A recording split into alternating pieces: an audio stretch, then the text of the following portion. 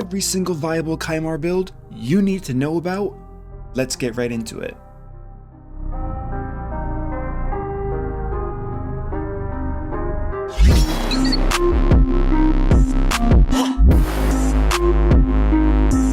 What up, team? It's MurderInc here, back again with another video talking about Prince Kymar.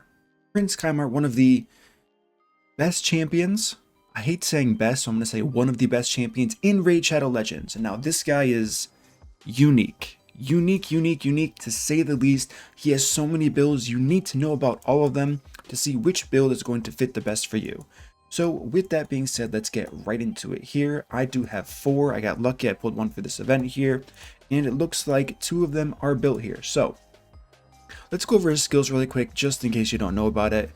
We have an AoE A1 with a 5% poison that's placed for 1 turn if it's a crit. We have an A2, really strong here.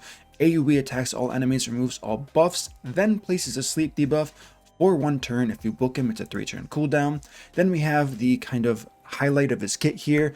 A3, 6-turn cooldown once fully booked, resets the cooldowns of all ally skills. Fills the turn meters of all allies except for Prince Kymar himself by 20%. So we have that. Then we have this incredible speed aura for the arena. Now, this is where you have to really focus and think about things here. If you have a Prince Kymar, where are you going to use him? Question number 1, if you have Prince Kymar, if you pulled Prince Kymar, where are you going to use him? How to know where to use him? Where are you struggling the most in the game? Because this guy, like I said, despite, I guess, which there is a point to be made in Clan Boss, I have made a 1 key video with him, but it's such a niche team. No one's probably building that, so I would probably, unless you're really early game, not use Kymar in the Clan Boss scenario here. So where's your progression like slacking the most? This guy's going to boost it over 9,000. Over 9,000. So with that being said, let's go through the builds here. Let's go through the different options you have. We're going to start with, okay, the first one. This is going to be arena oriented here. There's 2 kind of versions of this, I believe. Yeah, so these are going to be both the same here, even though one doesn't have a banner. They are both high speed, not the highest, but immunity gear, accuracy, high-ish speed. This one does not have 100% crit rate. I'm mentioning that for a reason. And this one's built more tanky. So if you don't want to build him tanky, if you're not planning on getting hit, or if you're running a champion with a shield set, you can get away with a team like this. Why would you run 100% crit rate? Good question, people watching. The answer is Seeker. Seeker is a pain because once you crit, it applies that defense up and it reduces your damage significantly. So what this does is this will attack, crit, then remove Seeker's passive effect on applying that crit, which is the increased defense. It'll get rid of it and then place the sleep. So that's the main use on why people run 100% crit rate. But like I said, I elected to go with defense percent gloves here in the immunity set.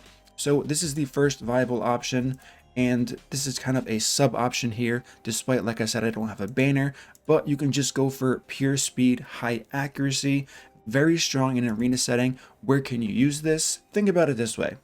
A lot of people always look towards champions like Arbiter, Sifi for the best arena champions, but remember that reaction gear is becoming more and more common. You're going to see it everywhere. So if your fastest champion is Prince Kymar instead of someone like an Arbiter, you're putting the enemies to sleep, and you don't have to speed tune your team to an extent. What do I mean by that? The old meta used to be you have to have your nuker speed tune to your defense down champion, which is usually Madame Saris, and the speeds can just get crazy. 240 speed, 250 speed on a Trunda or whoever your nuker is, and it's really hard to get those stats. Now you can use attack percent boots instead. Use someone like a Kymar, sleep them, have them wake back up, removing the chance of reaction, proccing on that champion, and then you nuke them. You use your Madame Saris. This is where it gets interesting. So kind of like my example, let's just say I have Arbiter, Lissandra, Madame Saris, and then Trunda. That team has to be speed tuned through and through, from front to back. You just have to do it. But if you add in Kymar there instead of Arbiter, instead of Lissandra, maybe you have someone like, I'm not going to say Hegemon, but maybe if you have like a Hegemon or a Torment instead, even if you don't, it's fine, just play along. You only have to speed tune 2 champions. You have your fastest champion, that's Kymar. He goes, he sleeps as many people as he can. It doesn't matter if he doesn't sleep anybody, and a lot of people miss this point here. If you have a champion that has high resistance, it's fine unless they're a cleanser. Why is it fine? Because nukers rarely, if ever, have high resistance. It just, you never see it. So as long as the nuker goes to sleep, doesn't matter if they're boosting their turn meter, doesn't matter if they're debuffing your team, it really doesn't. So that's the big point there. So we have that example of the non-Kymar team, but with the Kymar team, the only speed tuning you need is going to be someone like a Madame Ceres to your nuker. You want them 1 speed apart. So let's just say, for example, we have 190 speed Madame Ceres, then you want 189 speed on your Trunda. So once you sleep the champions, they get their turns, whatever. The sleep runs out, they run out of a turn, their turn meter goes back down to 0. Then your Madame Ceres is going, then your nuker's going. Whoever's left alive, they either revive them.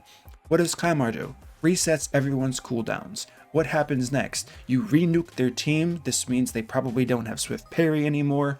And it's just such a good setup here because it removes reaction, it counters Swift Parry very well with that Seal of Magic ability. So that's why this is a pretty solid and strong build here. As far as masteries, I have to check and make sure. I don't know why the list just boosted to the top here. So these are the masteries I do have for and as we can see, I am missing some just because, no particular reason. I don't see any value in these because I don't want to wake champions up. This is key here. Do not take retribution, do not take deterrence, because if Kymar counterattacks, it's an AoE and he will wake people up from his sleep, which you do not want. So these are the masteries that I have for, I'm pretty sure both of my Kymars. Yeah, they're both exactly the same here, missing that last point. And then I do have the next build, which is going to be the Hydra build. So this is the Hydra build here. This can be used in any content pretty much. The only way it's going to differ from Hydra to dungeon speed teams is going to be you don't need this much accuracy and you definitely don't need any resistance. Not that I built resistance on this guy anyways, but the Hydra build, pretty much regeneration gear, high health, high defense, decent speed, doesn't have to be crazy here. Resistance, like I said, only matters depending on the type of team you're using. I have decreased accuracy in my teams, so I can get away with a low number here. And I'm also using increased accuracy, which is huge for a team like this. So I can get away with another set of lower, I guess, accuracy levels for the Hydra all the way through Nightmare here. So this would be a decent example because we do have solid health, defense, and speed across the board, and the other stats do match with the buffs that I have for Hydra. So as far as this goes, this is going to be the same as far as dungeons as well. So this is where you can take retribution, this is where you can take deterrence here, then following the typical War Master tree and the offense tree, kind of like you would consider a typical clan boss build, but this is for dungeons only.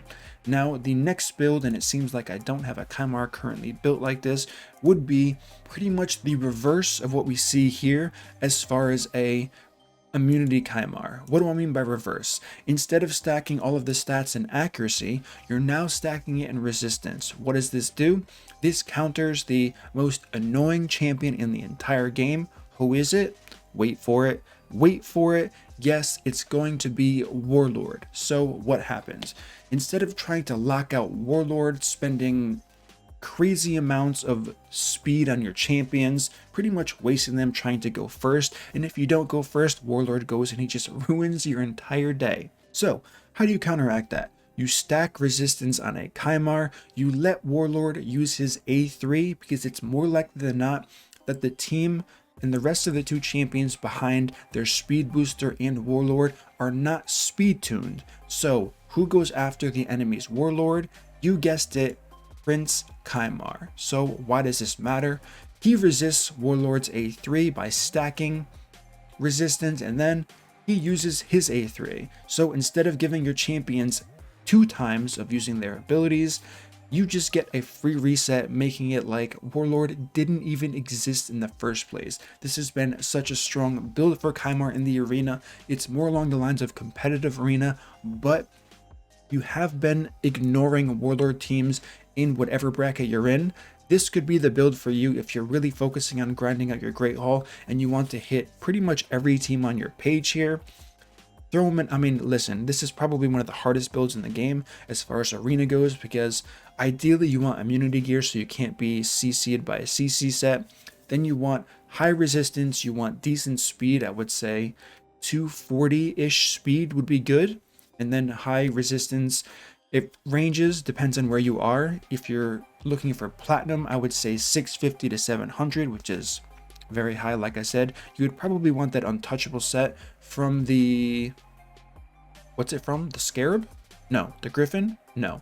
From the Scarab for sure. Okay, so that's probably the best bet because it does give you the extra 40 resistance there. So that's another very strong build. Ideally, like I said, you do want to have him in immunity gear, but you can get away with the same kind of build breakdown that I went over before, where you can just run straight resistance speed here, using it to your advantage, but you would suffer the consequence of some type of CC set for sure. So in total, we've gone over one build with a variation of accuracy, we've gone over the overall dungeon build, and now we have the kind of final build here, which is going to be Prince Kymar damage. Now, this might sound a little weird, and I'm not going to recommend this build to anybody, but Prince Kymar slaps. He does slap. He was the first champion I used for nightmare campaign farming. Why? Don't ask me. He did it in 13 seconds. It's not the fastest in the game by any means, and I did a video on it well over a year ago now, but if you want to waste this beautiful, top quality, one of the best in the game legendaries as your nightmare campaign farmer, I mean, or your nuker, if you want to really shock players, put this guy in your arena team as your nuker, so they think to themselves, why is this guy running 4 support champions? And then all of a sudden Kymar comes out here like the angriest person in the world and just one-shots them. Maybe they won't one-shot, but if he hits them twice, he will definitely kill them. I mean, it's possible he one-shots. He can't hit very hard, like I said. But AoE A1, his A2 does slap for sure. He resets the cooldowns or the turn meter boosters and CCers you would bring with him. So if you want to, in my opinion, it's kind of a meme build. But there is some type of shock and awe factor you can go for in an arena setting. Now, outside of that, the other builds, they're worth mentioning. They're rather straightforward here, and I personally use a rare instead, which is Renegade. So if you wanted to use Kymar in slot of a Renegade, I prefer Renegade because she does have the decreased speed, which helps a lot in the Fire Knight, which is her main use. But this would be a typical Kymar build for anything between Spider, Fire Knight, and Dragon here. You want, I mean, this assumes you're running with the Seer, and he's very strong with the Seer, but he's also strong in teams with Poison Explosion because resetting powerful cooldowns like that one-shots waves in seconds, gets to the bosses, and he's also a great boss champion because he has that poison on the A1, as long as the Infinity makes sense. So you can just follow the basic guidelines of this. Decent health, doesn't have to be crazy. This shield set's not here to protect your team. You're never going to take damage in a proper run with kind of the speed tune for a team like this. So any health you want. 100% crit rate does help once you get to the bosses. As much crit damage as possible. Accuracy 220 or higher is ideal for all stage 25 to stage 20 dungeons here. As far as masteries go, you can just run this. There's no really rhyme or reason. You do want Evil Eye. That's the only thing for something like a Fire Knight run, because if you can A1 the Fire Knight, you reduce the turn meter, giving you the highest success chance for sure. And then we do have War Master here as always, because I mean, it is what it is. You do more damage to the boss waves. So that's going to be the typical gear setup for pretty much every single dungeon layout. The only thing that's going to vary here is going to be the speed. The speed is going to be dependent on whatever speed team you are going to run. I know on my channel alone, I have guides for Kymar, Renegade, and Fire Knight, Dragon, Spider, you name it. So if you want to look at those, you can check out my channel, the dungeon guides, and find whatever team you were looking for to use Kymar in. But this is what it's typically going to look like as far as a dungeon build. So those are all of the ways to build Kymar that I can personally think of right now. So we have a lot. We covered a ton already. Now you can kind of see the uses of building multiple Kymars. I did mention that in the previous video where I did pull my shards while talking about the Kymar event in general. I was lucky enough to pull a fourth one, which is somewhere down here. Yes, there he is. So don't rush to empower him. He is a great champion, but having multiple champions of Prince Kymar, multiple copies rather, I use him. I do. And since he's good in Hydra, it increases his value even more. So what I need to know is, did I miss a build? Am I missing some crazy build that somebody who's watching this knows about? If I am, comment below, let me know, because I am curious. I've been thinking about this for a while. Someone mentioned something and I'm blanking on what the comment said, but they brought up an interesting build and I can't remember it for the life of me. And I know it was nothing that I mentioned already. So if you have a build like that, comment below. If you were the person who message me again, or make a comment. I'm going to be reading them because I forgot what it was and it sounded really cool even though I didn't test it. So that's going to conclude this video. Thank you all for watching. Good luck on your pulls. If you pulled Kymar, you got one of the best champions in the game. Congratulations. If you didn't, better luck next time in return when you do, because you will need a video like this. So thank you all for watching. If you enjoyed this, smash that like button, subscribe, turn on the notification bell so you don't miss my next video, and I will see you all in the next upload.